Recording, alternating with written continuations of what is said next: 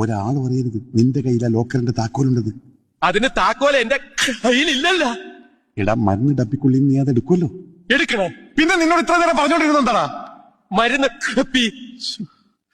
അതെ, അതിനകത്തുനിന്ന് ആ താക്കോൽ എടുത്ത് മറ്റെവിടെയെങ്കിലും ഒളിപ്പിക്കണം. അത്രേ ഉള്ള അത് ഞാൻ ഒളിപ്പിക്കാം. ആരും അറിയരുത് അത് നിന്റെ കയ്യിലുണ്ടെന്ന്. ഒളിപ്പിച്ച് കഴിഞ്ഞ പിന്നെ എന്റെ കാണൂലല്ലോ. എങ്കിലും അത് നിന്റെ കയ്യിലാണല്ലോ ഉണ്ടാവുക. എന്റെ കയ്യിലില്ലല്ലോ, ഞാൻ ഒളിപ്പിച്ച് കഴിഞ്ഞില്ലേ. എടാ നിന്റെ കയ്യിൽ വന്നതിന് ശേഷമുള്ള അത് ഒളിപ്പിച്ചു വെക്കുക. ഒളിപ്പിച്ച് കഴിഞ്ഞ പിന്നെ എന്റെ കാണൂലല്ലോ. എടാ കഴുത താക്കോൽ എവിടെ നിനക്ക് അറിയില്ലേ? മരുന്ന് കപ്പിയില്ലേ?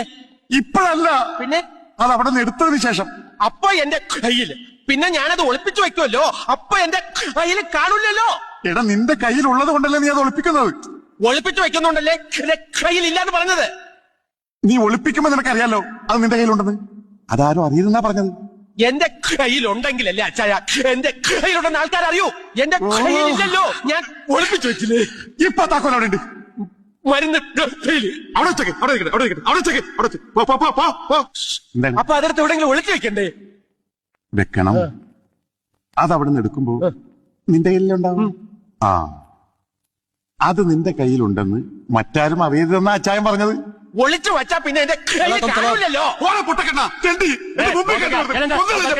ഇതാ പറഞ്ഞത് അച്ചായൻ മണ്ടനാണെന്ന്. വെറുതെ അല്ല ജയിലിൽ കിടക്കുന്നത്. ഒരാൾ